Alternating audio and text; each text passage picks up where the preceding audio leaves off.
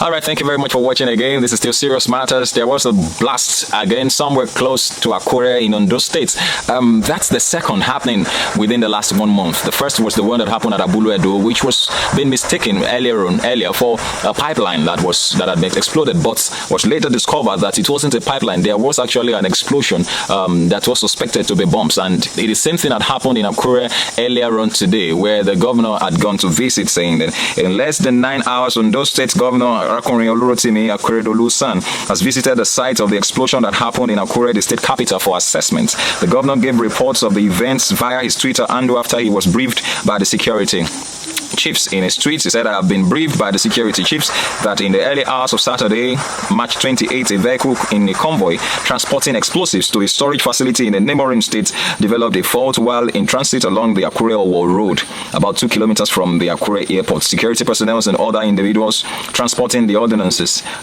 noticed smokes from the vehicle. After several attempts to extinguish the resulting fire failed, the vehicle and its consignment ignited, causing a massive explosion that was felt in Akure and its environment. It's actually destroyed buildings like we had in Abule-Ado in Lagos State, destroyed buildings and what have you now. Presently, efforts are being made to ascertain if there are casualties. Following my visit to the scene, I have directed that the area be condoned off to allow the explosive ordinances, the parkment bomb square, to extricate the vehicle buried underground, because it is unclear if there are still explosives that are yet to be detonated.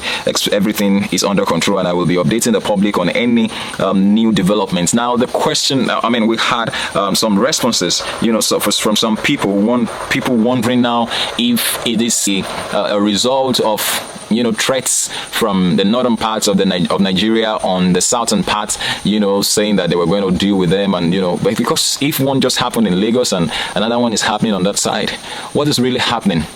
What is really happening? It's not something to toy with. We cannot continue to have explosives. If explosives are to be transported, I think there are ways in which these things are being done. And why an explosive will go off just because a vehicle is faulty or what have you?